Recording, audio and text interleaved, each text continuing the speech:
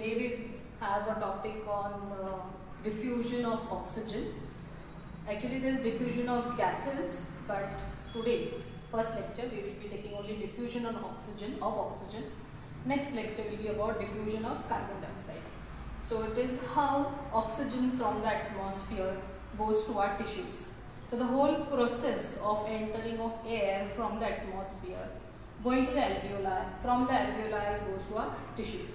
So whole process is called diffusion of. Actually means diffusion. It is a random movement concentration to low concentration. So particles, they keep on moving from anything that is high concentration to a lower concentration. Now when gases have to enter our body, right? First thing you know that they are going to enter from our nose. Rather I have shown here it's a mouth, but we inhale air. So during inspiration oxygen enters our lungs. Okay, and the lungs, the functional unit of the lung is alveoli. So they have to come in this alveoli, and from the alveoli it has to pass through the tissues. So oxygen from the atmosphere has to pass through all these barriers. So what all steps it has to cross? So when you inhale air, oxygen will first has to surpass this surfactant, the blue color structure surfactant. After that, the squamous cell epithelial cells. So these are the type 1 alveolar cells in the alveoli. They are the place where the exchange takes place. Next is the basement membrane of the alveoli. After that, the space over here, it is called interstitial space, or it is made up of connective tissue. Later on, the gas has to pass through the basement membrane of the capillary endothelium and plus plasma. After that, it will enter the RBC. Okay, these RBCs are further going to carry it to the tissues. So all these steps oxygen has to pass before it enters our cell, right? So we are going to see the diffusion of oxygen from the atmosphere through all these layers. Now they are not very tight junctions or solid structures. Now these are containing water. So actually it is movement of oxygen through all these liquids. Water, basically it is water. Now gas has to mix in water. So oxygen has to get mixed up in all these fluids which are in the cells. That is mostly it is water. And then it will be utilized by the cell, right? So now we are going to see how first oxygen enters the alveoli. So from the atmosphere it has to go in the lungs. So there is oxygen around me, but I have to take a deep breath and then it will go. So what is this atmosphere made up of? Now atmosphere is made up of many gases. So it is made up of all inert, non-diffusible gases. Okay, now which gases are there mostly? 71% is nitrogen, 20% is oxygen. Next, carbon dioxide is hardly 0.04% in the whole atmosphere. Hydrogen, helium, argon and so on. So all these, there are many gases together. But that does not mean we take in all the gases, because not all gases mix with the fluid of the cells. Okay, so we will see what is this gases. Now this theory was put on by Dalton. Dalton said that the pressure of this atmospheric pressure is equal to the partial pressure of all these gases. So Dalton said atmospheric pressure is the sum total of all these partial pressure of the different gases. Now from this basis we can find out what is the oxygen atmospheric pressure. So we say oxygen is 21%, nitrogen is about 70% in the air, carbon dioxide is about 0.04%. Okay, this you have learned in 8th standard. If you remember, atmosphere consists of so many gases. Now, if you want to calculate the partial pressure of these gases, you need to know what is the atmospheric pressure at sea level. So it is about 760 mm of Hg, means mercury. Okay. Now we are always going to discuss 760 mm of Hg, means we are considering that we are at sea level. but this pressure will change if the altitude changes. Okay, as we go higher and higher away from the sea level, the atmospheric pressure is going to reduce, right? So this figure is not constant, but it will be constant only at sea level. As the altitude changes, this figure changes. Okay, so for our calculation at present, we are taking as atmospheric pressure as 760 mm of Hg. So to find out the partial pressure of oxygen, we multiply 760 into 21%, and that comes to about 159.60 mm of Hg. Okay. If you calculate this for nitrogen, it comes to about 560 mm of Hg, quite high. So partial pressure of nitrogen comes to 560 mm of Hg. Partial pressure of oxygen comes to about 159 mm of, you can put it as 160 mm of Hg. Partial pressure of carbon dioxide, if you calculate, it would just come up to 0.3 mm of Hg. Okay. Now why we need to know the partial pressures? Because when we inspire, okay, there are going to be certain pressure changes. When we take a deep inspiration, the diaphragm contracts, it increases the vertical diameter of the thorax, and air immediately enters the lungs. Because outside pressure is 760, as the volume increases, pressure in the thorax reduces, air enters the thorax. Again I am repeating. First, this was all put out by Boyle's. So Boyle's law states that volume is inversely proportional to pressure at constant temperature. So considering the temperature is normal, if the volume is increased, the pressure reduces. So if the diaphragm contracts, the volume of the thorax is reducing. Sorry, volume is increasing, pressure is reducing. Should I draw the diagram? I think you all understood that thorax, if the diaphragm contracts, the vertical diameter of the thorax is going to increase. So volume increases, pressure inside the thorax increases. It goes below 760, it comes approximately as 752 mm of Hg, and therefore air enters our lungs. Okay, so this goes to Boyle's law. Now, as we know, the partial pressure of oxygen in the atmosphere is about 160 mm of Hg. Now, because of inspiration, Boyle's law, this oxygen is going to come here in the alveoli. Okay, here the pressure of oxygen comes to 104 mm of Hg. Okay, now why it reduces? Atmosphere, we say it is 160. Why it is 104? Because as we inhale oxygen, okay, as we inhale oxygen, this oxygen mixes up with the water vapor of the respiratory tract, plus mixes up with some carbon dioxide, and here the partial pressure reduces. Okay, now this, till this stage we have come from atmosphere to alveoli. Okay, now still oxygen is not mixed with any of the fluids, it is just in the air.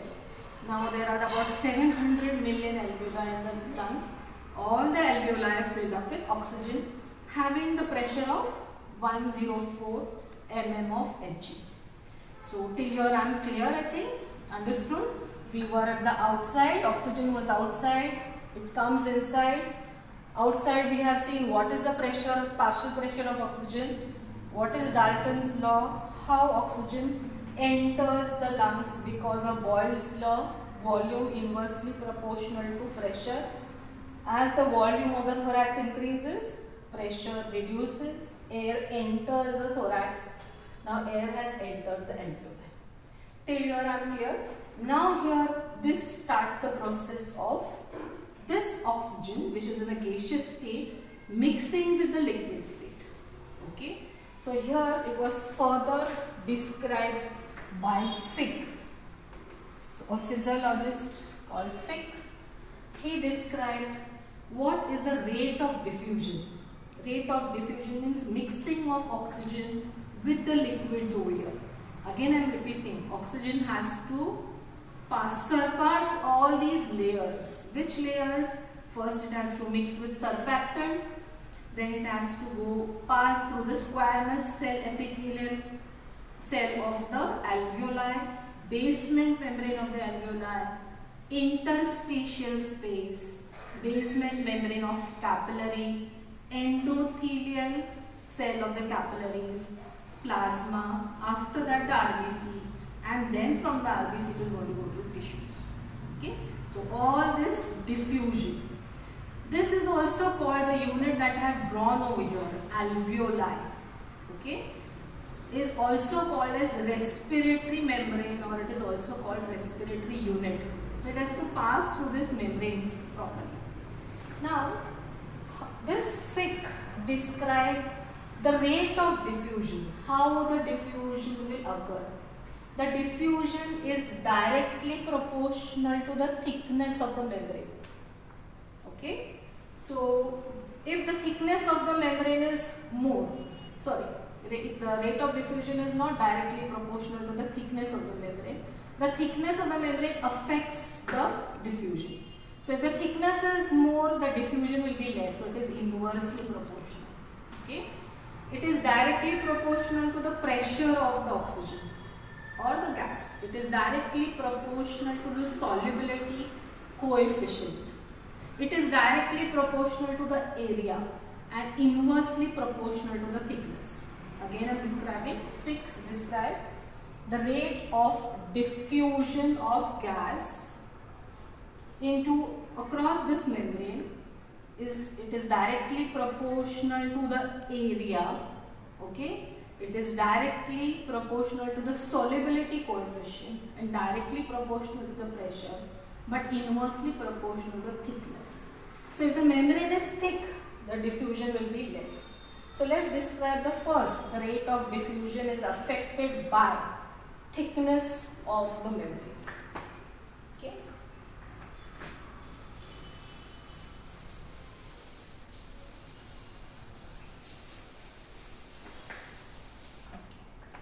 So first point is rate of diffusion is affected by the thickness of respiratory membrane. Now, if the respiratory membrane means this alveoli becomes fibrotic, okay, becomes thick, then the diffusion, the gas will not pass easily. So, if there is fibrosis or thickening of the alveoli, the diffusion is going to be reduced. If there is pulmonary edema, okay, then also the diffusion will be reduced. Pulmonary edema can occur in this interstitial space. So accumulation of fluid in the interstitial space or interstitial, both will reduce diffusion. So thin the membrane, it is very very thin. Actually what is the thickness of this membrane is about 0.2 to 2.5 micron. The thickness of the respiratory membrane ranges from 0.2 to 2.5 micron. On an average, we can put it as 0.6 micron is the thickness of a normal respiratory membrane. Right? This is so thin that it will allow the gas to easily pass. So it is a very thin membrane. Each alveoli have got large number of capillaries around it. So they cause easy diffusibility of gas through the membrane. So the first point was thickness of the membrane. Now we go to the next point. The second is the surface area. Surface area. Now what determines the surface area is the number of alveoli. If there are more alveoli, okay, large alveoli, large area. I am not talking about the diameter of the alveoli. Okay, the diameter of the alveoli is not equal. All the alveoli are not of the same size. Some are big, some are small. Okay, that does not mean we should have a big alveoli. Bigger the alveoli, bigger would be the larger would be the diffusion. No. So this applies to some alveoli are very small and some alveoli are very big. Okay, but if you see the pressure, if you discuss the pressure depending on the radius of the alveoli. Okay, now this was described by Laplace's law. Laplace's law said that the pressure is 2 times the surface tension upon the radius. 2 times the surface tension upon the radius. Now the surface tension is described as the fluid that is there, that is water that is there. Okay. Now if there was no surfactant,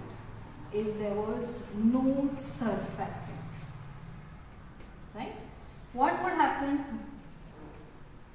See, if the radius over here was, if we consider the radius as 1 and here the radius as 0.5 millimeters, okay, and here it is 1 or 10 millimeters, you can put it as, which radius, which one is more, this one is more, then the pressure over here would be high, because our formula says that pressure is equal to 2 times surface tension on radius. So the radius is at the reciprocal, always this pressure would be low and this pressure would be high, and air would try to come from smaller alveoli to a bigger alveoli if there was no surfactant. But we have got surfactant in our body, and the surfactant is not the same in all the alveoli. It is not the same, right? That's why what happens, the surface tension changes over here. As the surface tension changes, then the air passes equally in both the alveoli. It is because presence of surfactant. Okay. So as we talked about surface area, there are about 700 million alveoli in the lungs. If you put it as, open it and see, that it would be about 70 meters square, or it would be about 756 square feet, like a big flat, such a big area it is there. But it is in small lobules where the exchange of gas takes place. So our second point was surface. More the surface area, more would be the passage of air or diffusion of air. Third point is pressure related. Always air or pressure would move from higher to a lower. So we are already discussed this. Pressure in the atmosphere is higher than in the alveoli. Okay, so air enters over here because of the low pressure, because when we breathe in, the tissues utilize oxygen, so there is less oxygen in our lungs, so the air enters from a higher pressure to a lower pressure, right? Fourth is solubility. This pressure would be discussed more easily over here. If you see the diagram, oxygen in the alveoli is 104 mm of Hg. Carbon dioxide that enters from the atmosphere remains as 40 mm of Hg. We will discuss carbon dioxide in the next lecture, but at the time you just remember the numbers. So in the alveoli it is 104 mm of Hg, carbon dioxide is less. This vessel that is there is the pulmonary artery. If you remember, pulmonary artery is bringing deoxygenated blood from the heart to the lungs. So it has got deoxygenated blood over here. Now this deoxygenated blood, so you can draw it in blue color, deoxygenated blood contains oxygen as 40 mm of Hg and carbon dioxide is 46 mm of Hg. So if you see the levels, oxygen over here is 104 in the alveoli, in the pulmonary artery it is just 40. It is going to move from higher to lower, right? So as the vessel blood moves ahead, it takes in oxygen and it becomes oxygenated blood, where the oxygen pressure is 104 mm of Hg, carbon dioxide is less. Now this blood is carried to the heart as through the pulmonary veins into the left atrium. From the left atrium it will go to the, it will go first brought to the left atrium, right, and after that left ventricle, from where the blood is going to go to the tissues. It is going to get utilized. Okay, as the blood cells utilize oxygen, the oxygen level drops down, it becomes to 40, the cells, as they utilize oxygen, utilize energy, they give out the waste product, that is carbon dioxide, and the level is more, 46 mm of Hg, again brought back to the heart to push it back to the lungs. So this is the changes of pressure. If you say diffusion of pressure, oxygen as per the pressure. Okay. Our fourth point is solubility coefficient. Now solubility coefficient means you must have opened a soda bottle, right? And it opens with a hissing sound because carbon dioxide is mixed with that water over there. And we are putting in carbon dioxide under high pressure. So solubility is the rate at which the gas can mix with water easily. Okay. Now this depends on what is the pressure, it will also depend on what is the concentration of the gas, and that basis we come to coefficient, solubility coefficient, the ease with which the gas can mix with water. Now the solubility coefficient of carbon dioxide is very high.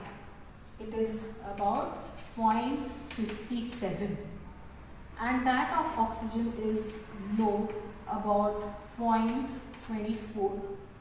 And that of nitrogen is still very low, 0.012.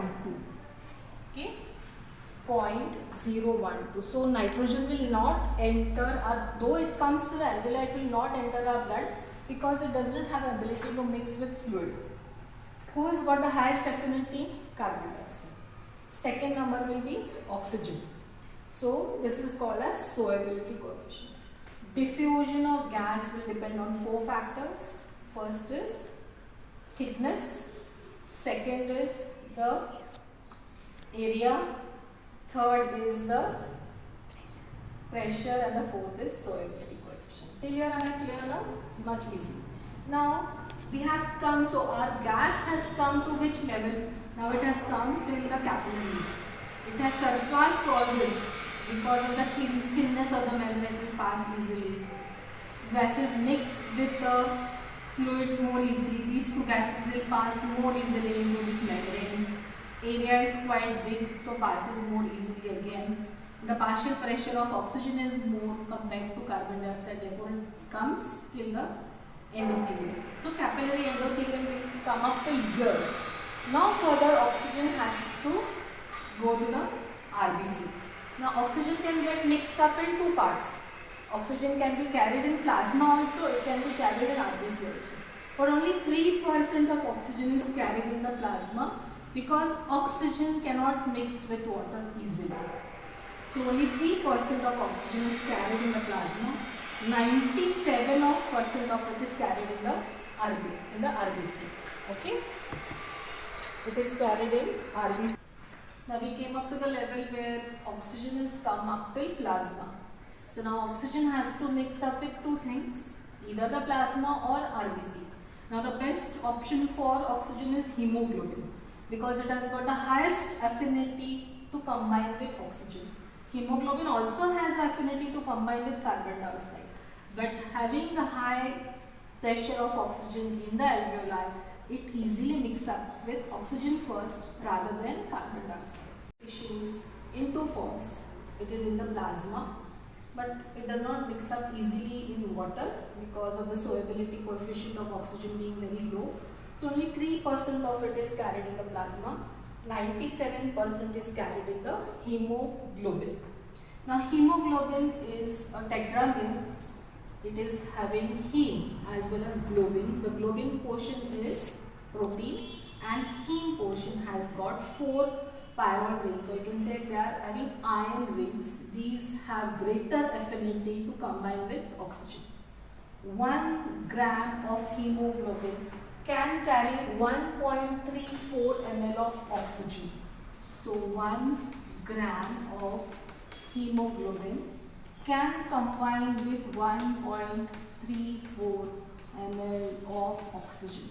Now considering that our body is healthy, everyone is healthy over here, and what is the normal hemoglobin content in males is about 14 to 16 gram per 100 ml, and in females it is about 12 to 14 gram per 100 ml.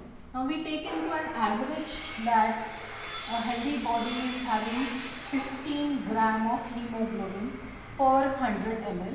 So 15 gram, if we calculate 100 ml of blood would carry about 20 ml of oxygen.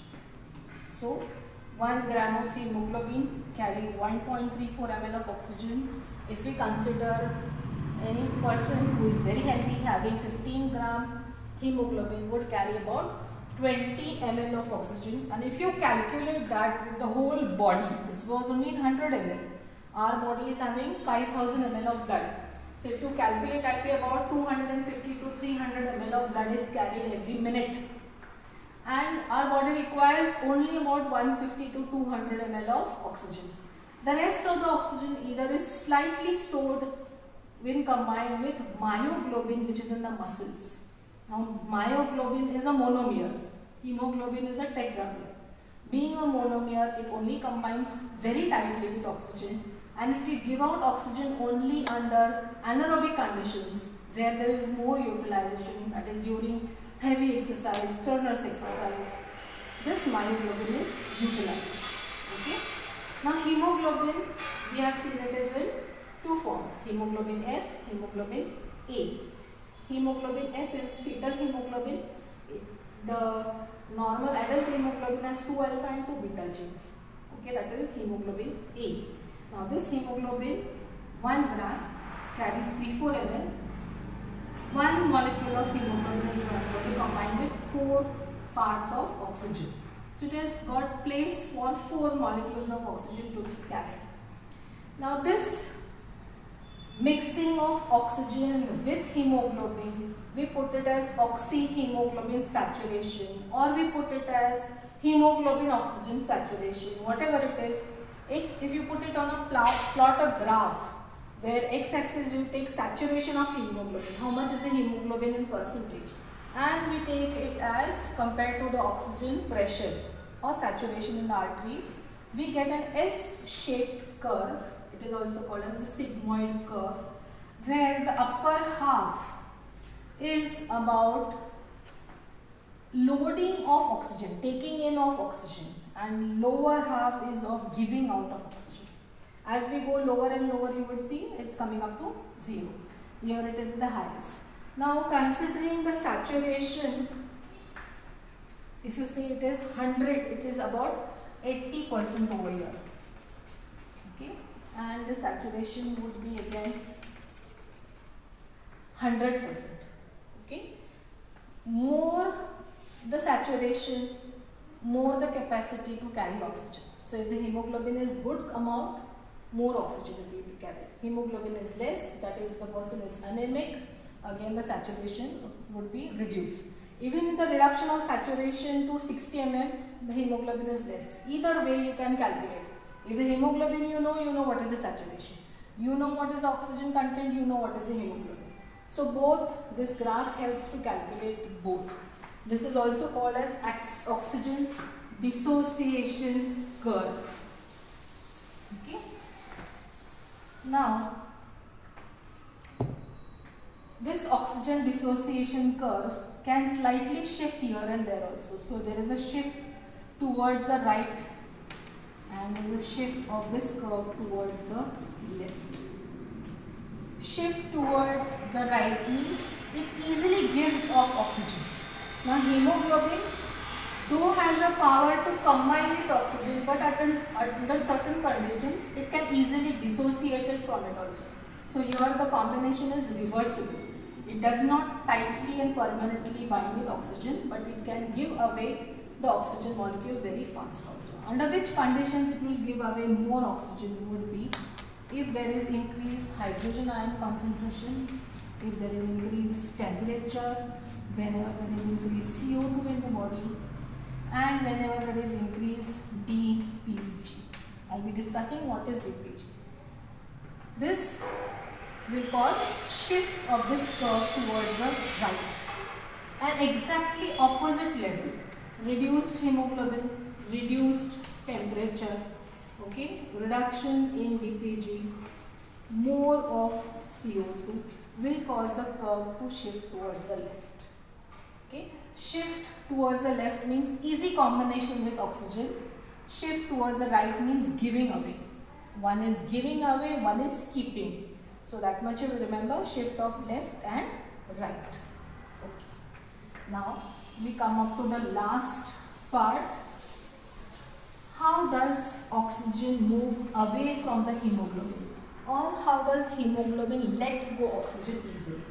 Now we have come up till here. From the alveolar, it has passed to the pulmonary artery. Pulmonary artery carries oxygen, 104 ml of G. It has come up to the cell. Okay, so here the oxygen is come to the cell.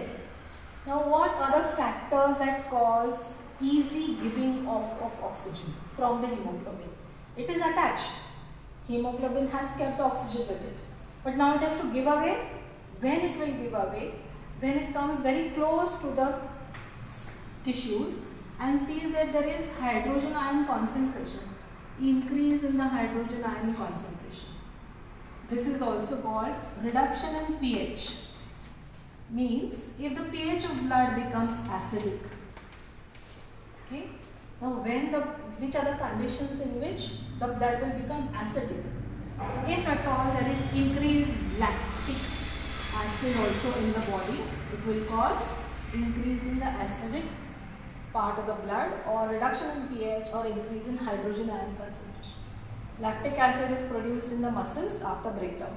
So if a person is doing strenuous exercise, if a person has got stress, okay, if the person has induced large amount of alcohol, hyperthyroidism, okay, plus now lactic acid is taken care by the liver. Hydrogen ion concentration also, if it increases, kidneys excrete it. But if there is kidney failure, liver cirrhosis, all these conditions, there would be increased hydrogen ion concentration. That is also called as acidosis. Okay. So physiologically we will see that if the cells are utilizing more energy, they give out hydrogen. So that time this hemoglobin is going to easily give out this oxygen to the cells. Right. So during utilization of energy, hydrogen ion is secreted. So during that condition, the hemoglobin is dissociating with oxygen and giving it out to the cells.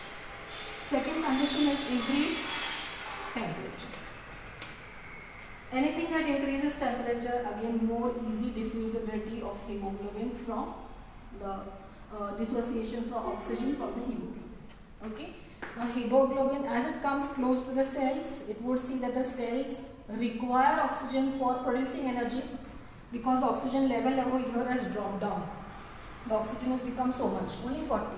So this oxygen from the blood vessel easily passes from higher concentration to low concentration. Again, if the hydrogen ion concentration is more, it passes more easily. Temperature is more, it passes more easily. So temperature would be more when there is exercise, when there is stress. Under these conditions, again hydrogen ion will pass more easily. Third point is about 2,3-diphosphoglycerate. Now what is this? This is a product which is present in the RBC and it is produced in the RBC during glycolysis. Okay. So when the glycolysis takes place, this 2,3-DPG it is also called, it is secreted out and it easily breaks down oxygen from the hemoglobin. So whenever the cells are hypoxic or they need more oxygen, this product is secreted in large amount. As this is secreted in large amount in hypoxia, it easily takes the oxygen from the hemoglobin. So these are the three factors that easily dissociate oxygen from hemoglobin, and oxygen goes to the tissues for utilization. As it is utilized, the oxygen content again reduces. So it was 104, it is giving out to the tissues. The cells utilize this as energy, produce ATP, and as they do that, the oxygen level further reduces. As it reduces, it comes to the alveoli again, right, to get in more oxygen. Now here it is less, because oxygen is more outside, it easily again comes in. So this process continues again and again with every breath, right. So we stop here with diffusion of oxygen. Any difficulties? I think you can ask me.